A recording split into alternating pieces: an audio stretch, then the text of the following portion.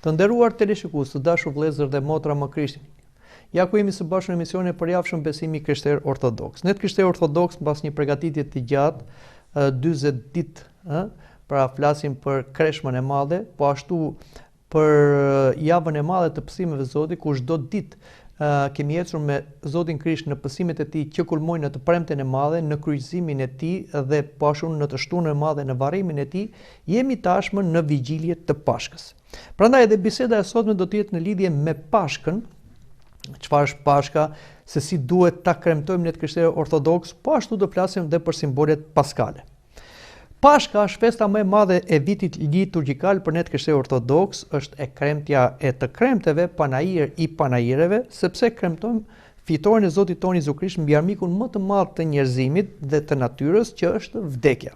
Prandaj të krishterët në atë ditë të diele paskale brorasin me triumf dhe gaz. Krishti u ngjall së vdekush me vdekjen vdekjeshkëri dhe të varrosurve u fali jetën. Por edhe pse kuptimi dhe përjetimi i kësaj dite është eskatologjik, pra flet për ardhjen e dytë të Krishtit dhe është shumë i madh sepse Krishti është Pashka, ngjallja jon që u flijua për ne, siç thotë apostulli Pavli në letrën drejtuar Korintasve, përsëri ka nga ata të krishterë tradicional ose që mbështeten vetëm tek traditat, që për të festuar këtë festë kishtare i japin rëndësi më të madhe për shembull pastrimit të shtëpive, gastronomisë, për shembull si të konsumojnë më mirë mishin e qengjit e të tjera, sesa ata të përgatitin veten e tyre të shlirohen nga mëkatet e vdekshme me anë të misterit të pendim rrëfimit, që të marrin pjesë në liturgjinë hyjnore dhe kështu të kungohen me trupin dhe me gjakun e qengjit të Perëndisë. Emërtimi Pashk vjen nga fjala ebraike Pesa, që do thotë kalim dhe ka lidhje me Pashkën judaike, ashtu siç na tregon edhe libri i Eksodit. Kur Zoti Perëndi vendosi të çlironte popullin e Izraelit të robëruar në Egjipt prej 400 ca vjetësh, duke dërguar profetin Mojsi, mbasi ndëshkoi me 9 ndëshkime faraonin dhe egjiptasit, të cilët nuk i lejonin izraelitët të shkonin dhe të adhuronin Zotin, atëre Perëndia urdhroi izraelitët nëpërmjet Mojsiut që çdo familje të therte një qengj. Ja çfarë konkretisht thot Zoti tek populli i Izraelit nëpërmjet Mojsiut. Qengji juaj duhet të jetë pa tëmet, mashkull, motak, pra 1 vjeçar, mund të merrni një qengj ose edhe një kec. Do ta ruani deri në ditën e 14 të këtij muaji dhe tërë asambleja e popullit të Izraelit do ta therrë atë në të ngrysur. Pastaj do të marrin nga ai gjak dhe do ta vënë mbi 2 shtalkat dhe mbi arkitraun e shtëpive, ku do ta hanë. Do të hanë mishin e pjekur në zjarr, po atë natë do ta hanë atë me bukë pa maja dhe me barishte të hidhura. Nuk do të hani fare mish të gjallë apo të zier në ujë, por të pjekur në zjarr me kokën, këmbët dhe të përbrëndshmet. Dhe nuk do të lini asnjë mbetje deri në mëngjes, sepse ç'të mbetet deri në mëngjes do ta diqni në zjarr. Do të hani në këtë mënyrë, të jeni të ngjeshur, sandalet mbathur dhe me bastunin tuaj në dorë. Do të hani me nxitim, sepse është Pashka e Zotit. Atë natë, unë do të kaloj në përvendin e Egjiptit dhe do të godas çdo të paralindurin në vendin e Egjiptit, qoftë njeri apo kafsh, dhe do të jap hakun gjithë perëndive të Egjiptit. Unë jam Zoti dhe gjaku do të jetë për ju një shenjë mbi shtëpitë tuaj ku ndodheni. Kur unë të shoh gjakun, do të kaloj tutje dhe nuk do të ketë plag mbi ju për t'ju zhdukur, kur do godas vendin e Egjiptit. Atë ditë do të jetë për ju një ditë për të mbajtur mend dhe ta kremtoni si festë kushtuar Zotit. Do ta kremtoni nëpër kora si ligj të përjetshëm.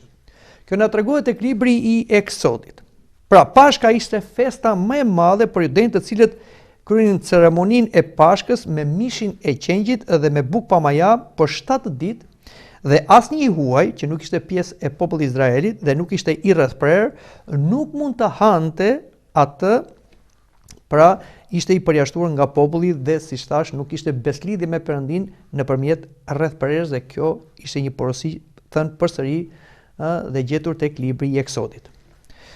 Profetët para Krishtit profetizuan se qengji i Pashkës judaike ishte një ikonë e qengjit të Perëndisë, i Mesias ose Krishtit në greqisht, që pritej të vinte tek populli i Izraelit dhe t'i shironte me gjakun e tij dhe gjithë njerëzimin nga skllavëria e djallit dhe vdekjes që marrin fuqi nga mëkatet tona. Profeti Isaia, 700 vjet përpara Krishtit, profetizoi për Isuin. Ne të gjithë e ndeshim si dele secili prej nesh ndiqte rrugën e vet, dhe Zoti bëri që të bjerë mbi të pautësia e ne të gjithëve. I keq trajtuar dhe i përullur, nuk e hapi gojën, si një qenj që e çoi në thertore, si një dele e heshtur përpara atyre që e qetin, nuk e hapi gojën. Kjo gjendet tek libri profeti Isaia, kapitulli 53, vargu 7 dhe 3. Dhe na flitet për shërbëtorin e përvojtur, që shërbëtori i përvojtur ose i përullur është vetë Isu Krishti. Ka shumë mundësi i dërshuar nga kjo profeci dhe nga shpirti i shenjtë, Ioan Parentse dhe Pagzor, kur njohu Krishtin, që erdhi për t'u pagzuar midis turmës, tha për atë, ja qengji i Perëndis që heq mëkatet e botës. Ashtu siç na thuhet tek Ungjilli sipas Joanit.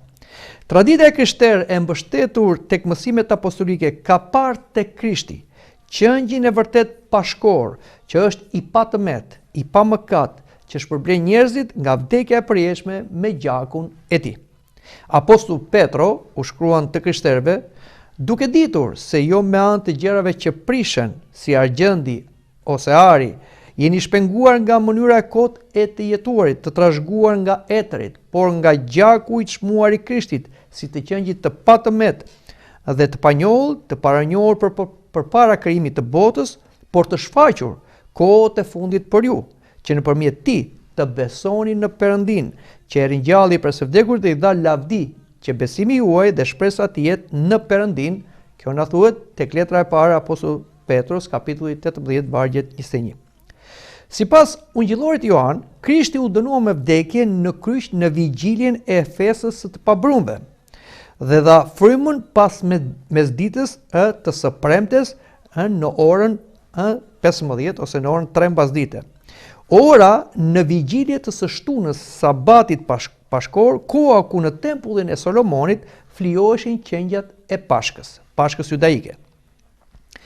Pas vdekjes së tij, nuk ju thyen këmbët ashtu si dy kusarve, por siç na thuhet tek Ungjilli sipas Joanit, por kur erdhën te Isui dhe si pan sa i tashmë kishte vdekur, nuk ja thyen kërcit. E kemi tek Ungjilli sipas Joanit, kapitulli 19, vargu 33. E me këtë fakt, ungjillori Joan kërkon të na thotë se me Krishtin u veprua njësoj si me urdhëresën për qengjin pashkor që nuk duhet t'i thyej asnjë eshtër. Ashtu siç edhe e themi përsëri, qengji do të hahet vetëm në një shtëpi. Asnjë pjesë të mishit të tij nuk do ta nxjerrni jashtë shtëpisë dhe nuk do thyeni asnjë kockë të tij. Tërë asambleja e Izraelit do ta kremtojnë atë. Pra, ashtu siç vepronin izraelitët me qengjin e Pashkës, me qengjin, kështu u veprua dhe me Isu Krishtin, qengjin e Perëndis, që kur ai u kryqëzua vullnetarisht në kryq, nuk ju thye asnjë heshtër e trupit i tij, ashtu siç u thyen eshtrat e këmbëve dy ajdutëve që ishte në të majt dhe në të djathtë. Në të njëjtën mënyrë siç Izraeli kaloi në tokën e premtuar me anë të flijimit të qengjit, ashtu të gjithë njerëzit që besojnë tek flijimi i Krishtit si qengji i Perëndis, kalojnë nga bota e mëkatit dhe vdekjes në jetën e re dhe të pavdekshme të Zotit, në mbretërinë e Zotit, që e nisim këtë udhtim paskal që në këtë jetë brenda kishës apostolike, ortodokse, nëpërmjet mistereve të shenjta dhe në mënyrë të veçantë me pagëzimin që është vdekje dhe ngjallje në Krishtin dhe kungatën hyjnore me trupin dhe me gjakun e Krishtit që besimtarët ortodoks të pagëzuar, pasi janë përgatitur me kreshmim, agjerim, pendim, rrëfim, e marrin nga prifti ortodoks i cili kur kungon nga potiri i shenjtë me një lugë, thot: kungohet shërbëtori i Perëndis filani për ndjesën e mëkateve dhe jetë ta mëshuar. Amin.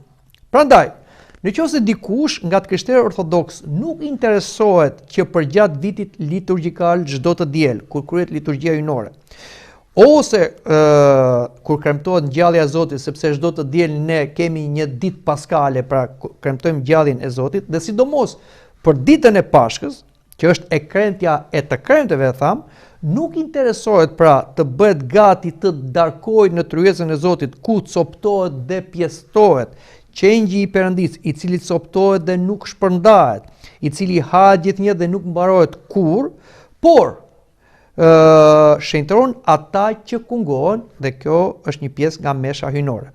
Atëherë, nëse ky krishter nuk interesohet pra të darkojë në darkën e Zotit, të marrin nga altari trupin dhe gjakun e Krishtit, atëherë e kremtja e Pashkës që ai kërkon të festojë nuk është e përmbushur, sepse refuzon trupin dhe gjakun e Krishtit që edhe ëngjëjt e lakmojnë dhe nuk e marrin dot.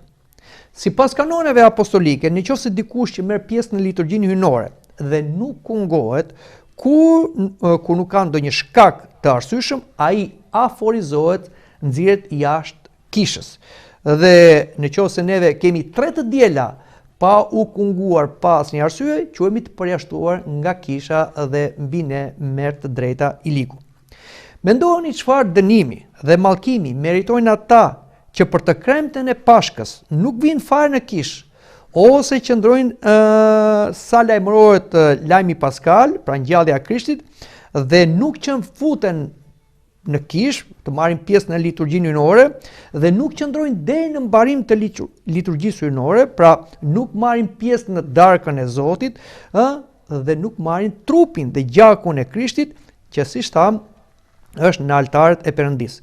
Por ata nxitojnë të shtrohen në tryezat e shtëpive tyre ose në përlokale, në mes të natës, me supë magjaric, me të përbrëndshmet e qengjit ose të hanë mish qengji, ku në të njëjtën kohë, prifti fton besimtarët në kishë të kungohen me qengjin e Zotit, me frikë, besë dhe dashuri, siç na thuhet edhe tek mesha hyjnore. Dhe kështu pra, këta lloj të krishterësh, kur prifti thot me frikë, besë dhe dashuri afrohuni dhe nxjerr potirin që është trupi dhe gjaku i Krishtit për të kunguar, këta janë në përshpit ose lokalet e tyre duke ngritur dolli me verë, dhe duke thënë në gëzuar Pashkët. A e kuptoni çfarë situate është, çfarë fyrje i bëhet Perëndis, Atit, për birin e tij që e dha për shpëtimin ton si një qenj për të shlyer mëkatet e botës? Çfarë fyrje i bëhet Shpirtit të Shenjtë, i cili transformon bukën dhe verën në trup dhe gjak të Krishtit dhe afron tek ne besimtarët, kur ne nuk qëndrojmë në kishë dhe shkojmë në shtëpitë, në lokale për të darkuar me mish qengjit, duke menduar se kjo është Pashka. Sa e frikshme është kjo situatë paradoksale. Nuk duhet të keq kuptohemi se jemi kundër mishit të qengjit dhe të përbrëndshmeve apo dhe verës, por çdo gjë ka radhën e vet. Në fillim është darka e Zotit në kishë, sepse çfarë na thuhet tek libri i zbulesës? Lumë ata që janë ftuar në gostin e dasmës së qengjit, dhe këtu e ka fjalën për trupin dhe gjakun e Krishtit që vjen nga altarët e kishës. Pra, këtu në darkën mistike dhe në kungimin e të shenjtave është kulmi i bashkimit me Zotin dhe i festimit të Pashkës, sepse ngjallja e Zotit bëhet ngjallja jonë. Të tjerat darka ose drekat, të ngrëna, të pira, të festuarit, edhe për Pashkë, marrin vlerë vetëm nga ky misteri i madh, dhe ku nëpërmjet këtij misteri nuk mund të shkohet më larg se kaq, nuk mund të shkohet në një bashkim kaq intim me Zotin, sa mund shkohet duke u darkuar në darkën mistike të Zotit, duke marrë trupin dhe gjakun e tij. Pashka është festa më e madhe për ne të krishterë ortodoks dhe përgatitjet festive janë më të mëdha se edhe ato të Krishtlindjes. Përgatitjet janë sa shpirtërore, po aq trupore dhe materiale. Mishi i qengjit vërtet është një traditë, por nuk është një domosdoshmëri për festën e Pashkës së krishterë, sepse ne nuk festojmë me traditën e paskale jude, që e kishin të detyruar të hanin mishin e qengjit dhe bukën pa maja. Madje, Sinodi Ekumenik i Nikeas në vitin 325 vendosi që Pashka e krishterë kur nuk duhet festohet në një ditë me Pashkën judaike, por gjithmonë më mbrapa. Prandaj, nuk duhet jemi kaq të fiksuar që patjetër për darkën e Pashkës ose drekën e Pashkës duhet patjetër mish qengji siç e kishin judejt. Në liturgjinë hyjnore, edhe për Pashkë, Kisha ortodokse e kryen pra liturgjinë hyjnore me bukë me maja, ndryshe nga juden që e bëni me bukë pa maja. Ashtu si dhe vetë Zoti Jezu Krisht e bëri me apostujt darkën paskale, ose takimin paskal, nuk e bëri siç e bënin judenjt të premte në mbrëmje, por ai e bëri të enten 2 ditë para Pashkës judaike, sepse Krishti u kryqëzua në vigjilje të Pashkës judaike. Pjesa që merret nga prosfora ose buka e meshës quhet qengji. Pra kur ne çojmë meshën ose prosforën, prifti duke prerë me thik nga prosfora thot: "Flijohet qengji i Perëndis që ngre mëkatet e botës për jetën e shpëtimin e botës, i cili flijohet gjithnjë dhe nuk mbarohet kur", pra është një lutje te proskomidhia. Për këtë arsye, nuk duhet fokusohemi tek mishi i qengjit, sepse edhe po nuk e patëm, dhe nuk bëjmë një gabim dogmatik dhe nuk prishim një urdhëresë të Perëndis për Pashkën e Krishterë flasim. Ndryshe nëse fiksohemi se pa mish qengji akeci nuk bëhet Pashka, do të bijmë në idhujtari, ashtu si dhe Shën Johani thot: "Ruani veten nga idhujt." I themi gjitha këto të dashur të krishterë që mos u interesoni shumë dhe mos u shqetësoni shumë se patjetër duhet të gjeni dhe të bleni mishqingji ose mishkeci që të bëni ritin paskal, sepse kështu nuk festoni Pashkën. Jo, ne të krishterë nuk i kemi më këto rite të detyruara. Kjo nuk do të thotë se ne nuk mund të ham mishqengji dhe mishkeci në ditën e Pashkës, por e rëndësishme për ne është të ham mishin dhe të pim gjakun e qengjit të Perëndis, Zotit ton Isu Krisht. Kjo është e detyrueshme. Pra, pjesëmarrja në liturgjinë paskale dhe kungimi me trupin dhe me gjakun e Krisht. Të tjerat janë sekondare. Ata që e degenerojnë Pashkën vetëm në të ngrëna dhe në të pira, në mishqingji, në mishkeci, e të përbrëndshme e të tjera, dhe janë të fiksuara mbasaj, duke menduar se ata po festojnë Pashkën duke mos ardhur në kish, ose duke mos marrë pjesë në liturgjinë hyjnore, ose duke u larguar pa marrë trupin dhe gjakun e Krishtit, shikoni çfarë thot apostulli Pavli. Sepse shumë nga ata për cilët ju kanë folur shpesh, edhe tani po ju them, duke qarë, ecin si armiq të kryqit të Krishtit, dhe fundi i tyre është humbje. Perëndia e tyre është barku dhe lavdira e tyre është në turp të atyre. Ata mendojnë vetëm për gjëra toksore. Kto apostulli Pavli i ka thënë në letrën detuar Filipianëve, kapitulli 3, vargu 18 dhe vargu 19. Kurse ata të krishterë besmirë që festojnë Pashkën me Krishtin, qengjin e Perëndis, do të hyjnë në mbretërinë e qiejve që në këtë jetë me ngjalljen e parë shpirtërore, që është ngjallja me anë të misterit pagëzimit dhe kungimit në kishën ortodokse. Dhe i lumë dhe i shenjtë është ai që ka pjesë në ringjalljen e parë. Mbi ata vdekja e dytë nuk ka pushtet, na thuhet tek libri i zbulesës. Dhe ngjallja e parë është ata që janë të pagëzuar në Krishtin dhe ata që kungohen në Krishtin dhe kungohen për jetë të përjetshme. Pastaj, me ngjalljen e dytë, dhe këtu bëhet fjalë për ardhjen e dytë të Krishtit, të trupave kur të vi Zoti prej qiejve.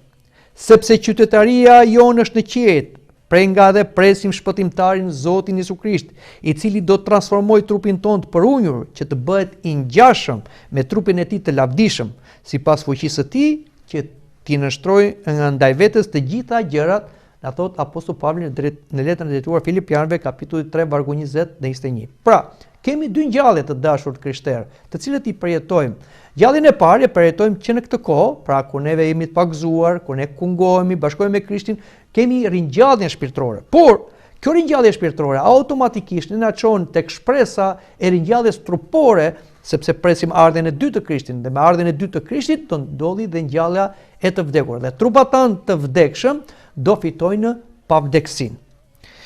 Dhe vetëm këta pra, këta lloj të krishterësh do të munden përjetësisht të këndojnë këngën e Mojsiut, shërbëtorit Perëndis dhe këngën e qengjit, duke thënë: Të mëdha dhe të mrekullueshme janë veprat e tua, o Zot, Perëndia i plotfuqishëm. Të drejta dhe të vërteta janë udhët e tua, o Zot, mbreti i kombeve.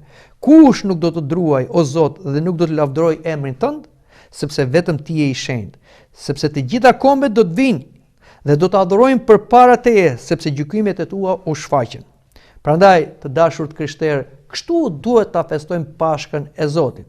Pra, rëndësia është takimi personal me Krishtin e ngjallur, që bëhet në mënyrë misterore në kish, në liturgjinë hynore dhe në kungatën hynore. Kur marrim trupin dhe gjakun e Krishtit, jemi bashkuar me Krishtin e ngjallur. Pastaj marrim vlerë të gjitha traditat, përgatitjet që kemi, edhe darka, edhe dreka paskale dhe gjithçka tjetër. Ndryshe, nëse këto të dyta do t'i vëmë të parat, ne kemi humbur bashkimin me Zotin dhe patjetër kemi bërë një sakrilegj. Ne nuk kemi duke festuar Pashkën, por ne po bëjmë perëndi barkun ton, të ngrënat dhe të pirat, dhe kjo është në dëmin ton. Pra, në vend që të bekohemi, ne mallkohemi. Kështu që ta keni tradit dhe ose më mirë ta vendosim këtë rregull të dashur me Krishtin, që edhe kur vim për Pashkë, në orën në mesnat, kur jepet edhe lajmi i ngjalljes, ose kur del prifti ose kryeprifti me llamballën e ndezur duke thënë eni merrni dritë nga drita që sperëndon dhe lavdëroni Krishtin që u ngjall së vdekush, dhe themi lajmi paskal Krishti u ngjall, vërtet u ngjall, nuk është mirë që në atë moment konsumoni vezën e kuqe. Por vezën e kuqe duhet ta konsumoni mbas mbarimit të liturgjisë hynore. Kur prifti thot me uratat e etërve tan, mbasi jemi kunguar, mbasi kemi marrë dhe naforën, atëre po mund të marrim vezën e kuqe si një simbol paskal. Dhe ja tani do flasim për vezën e kuqe. Kisha ortodokse, përveç traditës liturgjike, shumë të spikatur, me shumë kuptime teologjike në lidhje me vdekjen dhe me ngjalljen e Krishtit, ka dhëruar për shekuj traditën e veçantë të vezës kuqe si një simbol paskal, ashtu siç unë edhe e kam marrë me vete. Kjo traditë paskale na vjen që nga koha apostolike dhe më konkretisht nga jeta e Shën Maria Madalenës. Shumë biograf perëndimor e paraqesin Maria Madalenën si një grua mëkatare, si një lavire, por ky fakt nuk qëndron dhe është gabim që ajo të quhet një lavire e penduar, që shkoi dhe lau këmbët e Krishtit. Nuk ishte Maria Madalena ajo që lau këmbët e Krishtit. Prandaj, nëse e keni dëgjuar ose e shikoni të skenuar në një film, është gabim. Sipas ungjillorëve dhe traditës ortodokse, Maria Madalena ishte e virgjër, që Krishti i liroi nga 7 demon dhe nuk thuhet në asnjë vend se ishte prostituta e penduar. Ajo, pra, Maria Madalena, e mbushur me mirënjohje, i përkushtoi gjithë jetën e saj shërbimit të shpëtimtarit, pra mbasi Krishti e liroi nga 7 demon që të cilën e mundonin, ajo vajti si një dishepulle mbas Krishtit. Si para kryqëzimit dhe ngjalljes së tij, por edhe mbas ngjalljes së Krishtit. Ajo ishte një nga gratë miraprurse së bashku me Marinë, nënën e Zotit, e ndoqi nga pas mësuesin Isuin, që nga Galilea, pra thamë, deri në Jeruzalem, deri në Golgotha, duke vuajtur poshtë të kryqit të mësuesit të Zotit Isu Krisht, siç na thuhet dhe tek Ungjilli sipas Johanit, kapitulli 19, vargu 25. Sipas Ungjillit të Johanit, ai ishte bashkë me gratë miraprurse që vajten me guxim në të gdhir tek vari i Krishtit, pra të dielën në mëngjes, madje ishte e para midis atyre që pa Krishtin e ngjallur, thuhet tek Ungjilli sipas Johanit, kapitulli 20, vargu 18, 11 dhe 18. Pas zbritjes së Shpirtit të Shenjtë në ditën e Pentekostis, si na thuhet e libri Veprave të Apostujve, Maria Madalena e transformuar nga hiri që zbriti në ditën e Pentekostis, e vazhdoi veprimtarinë e saj apostolike, duke përhapur Ungjillin nga Jeruzalemi deri në Efes. Tradita e thotë se ajo shkoi në Rom tek perandori Tiber për të denoncuar vendimin e kundërligjshëm të Pilatit, i cili nga frika e judeve dhe pse dinte se Krishti ishte pafajshëm, e dënoi atë me kryqëzim si një keqbërës, siç thuhet tek Ungjilli sipas Johanit. Shën Maria Magdalena i tregoi Cezar Tiberit se Krishti vdiq si njeri në kryq, por u ngjall si perëndi i njeri pas 3 ditësh, ose në ditën e 3. Tiberi, mosbesues, kur dëgjoi tregimin e Maria Magdalenës, nënqeshi dhe i tha: "Është e pamundur që njëri që vdiq dhe u varros të ngjallet vetveten."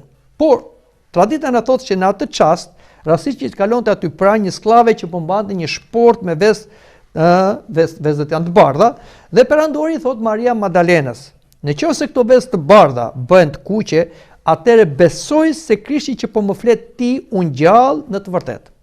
Shë Maria Magdalena lutet, i afrohet sklaves me shportën me vezë, merr një vezë dhe sa po e preku atë me të tjerat, në emër të Krishtit, ato u bën të gjitha të kuqe. Atëre ajo merr me guxim një vezë të kuqe dhe i thot Tiberit: Krishti unë gjallë. Kjo mrekulli e Shë Maria Magdalenës është shkaku i traditës ortodokse i vezëve të kuqe për Pashkë. Vezët sipas traditës lyen nga besimtarët ortodoks të enjtën e madhe para të premtes, por lyen pastaj edhe mbas Pashkës. Vezët e ngjyrosura, sidomos ato të enjtës madhe, mbahen për të përdorur në ditën e diel pas liturgjisë hyjnore, tham. Gjithashtu një nga vezët e të enjtës së madhe mbahet në ikonostasin që kemi në shtëpi për gjatë gjithë vitit, ashtu si mbajmë edhe ujin e bekuar dhe është një simbol paskal. Në qoftë se nuk dëmtohet veza e të enjtës së madhe, ajo nuk prishet dhe mund të konsumohet dhe mbas një viti, dhe kjo është diçka reale, personalisht mua më ka ndodhur, dhe është një mrekulli e hirit ngjallësor që mban ky simbol paskal. Të krishterët kanë shumë respekt për këtë simbol paskal, sa lëvozhgat e vezës së kuqe, kur ata e konsumojnë vezën, nuk i hedhin në rrugë që t'i shkelin, dhe është gabim të dashur të krishterë kur ne marrim një vezë të kuqe për Pashkë, pra lëvozhgën i hedhim në tokë, si shikojmë rëndomt, është mungesë respekti, por duhet ta marrim ta mbledhim dhe ta hedhim në një vend ku nuk e shkel këmba e njeriu, zakonisht në një vazo lulesh.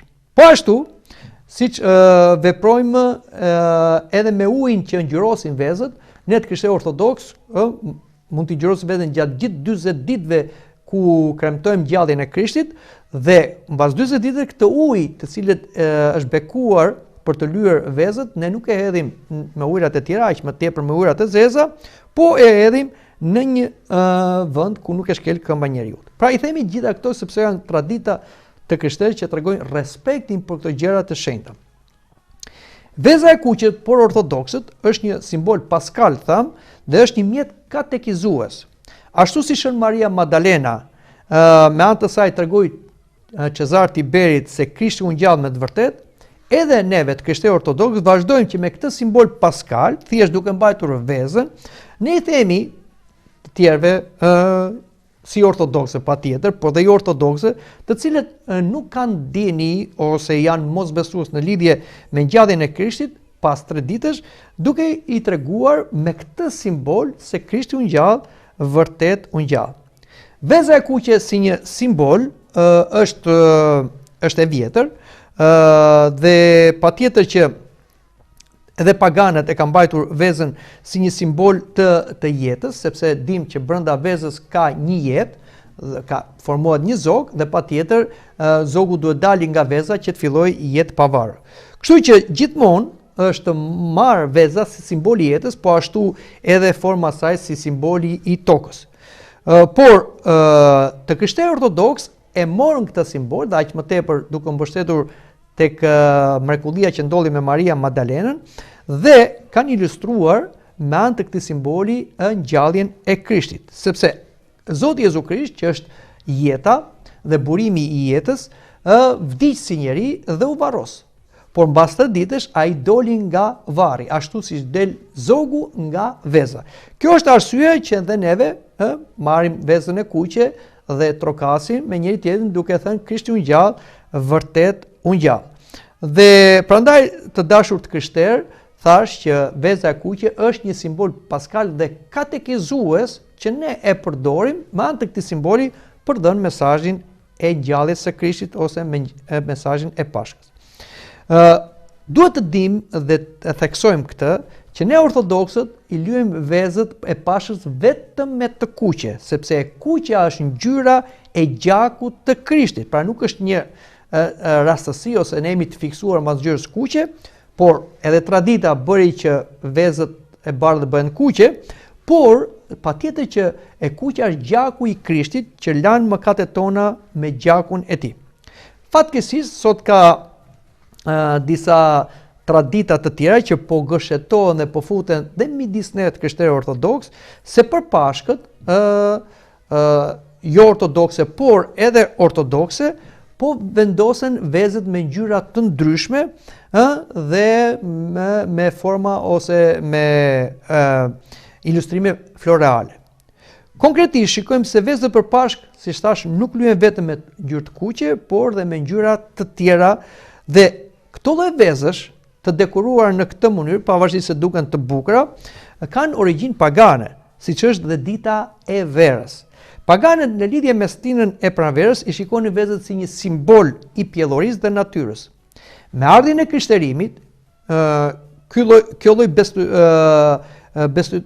besutnie ndaj vezëve, si shenjat e pjellorisë, u zhduk dhe u zëvendësua pra me simbolin paskal. Por përsëri në Evropën perëndimore, në shekullin e 16, në Gjermaninë veriore, kemi rikthimin e këtij simboli pagan në këtë formë pagane nga protestantët luterianë.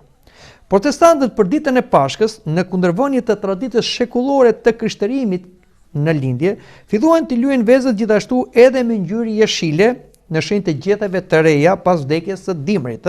Më vonë protestantët ngjyrosën vezët me ngjyra të ndryshme dhe zbukuruan koshat dhe pjatat ku mbanin vezët e ngjyrosura, duke sjellë kështu pranverën në shtëpinë e tyre, njësoj si kishin vepruar dhe paganët.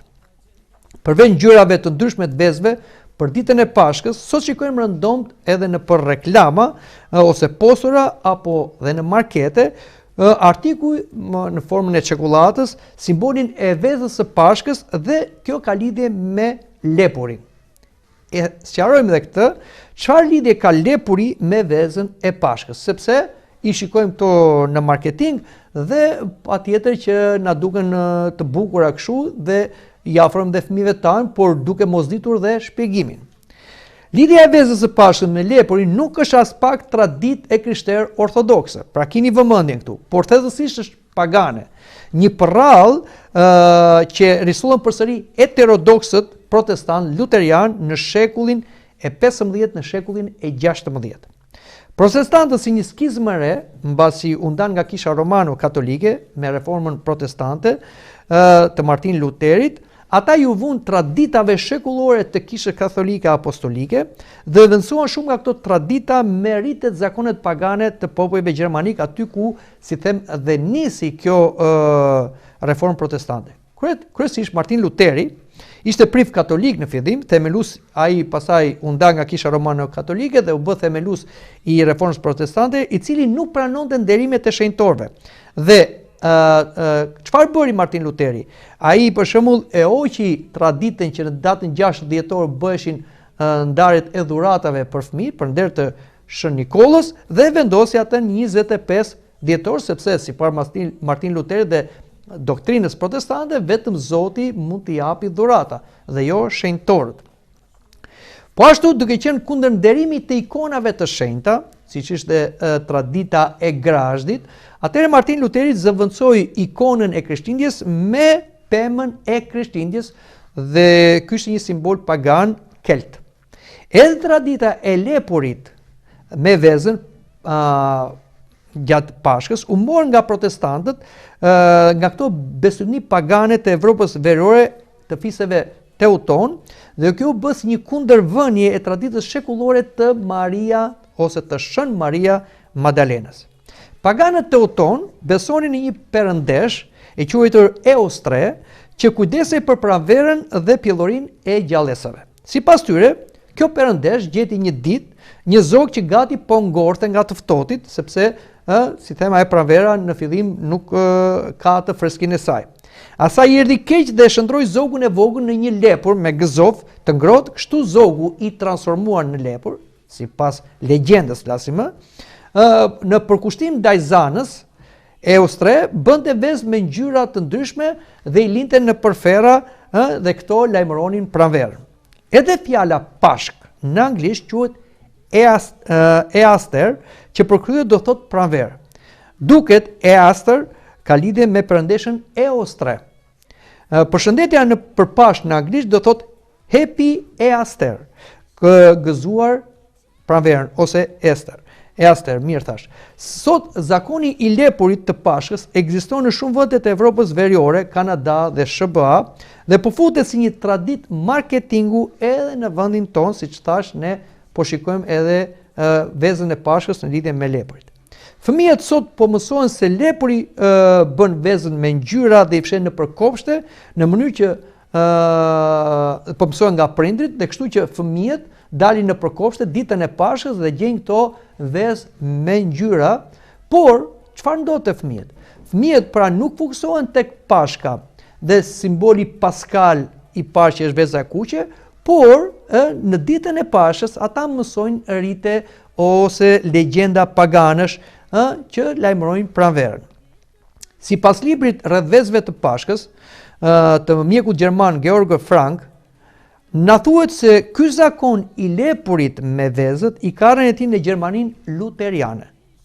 Të dashur krishterë ortodoks, duhet i ruajmë të pastërta dhe të patjetërsuara traditat e bukura dhe plot kuptim teologjik që kemi ne të krishterët, dhe janë shumë tradita që nga koha apostolike, dhe mos ndikohemi nga fryma neopagane dhe nga çdo shtrëmbërim heretik heterodoks që kundërvjen simboleve tona të krishterë ortodokse, siç edhe transformimi i vezës së Pashkës, siç e kemi ne të krishterë ortodoks, me atë që ju thash që gjoja është vjen nga lepuri dhe është lajmërtare e pranverës.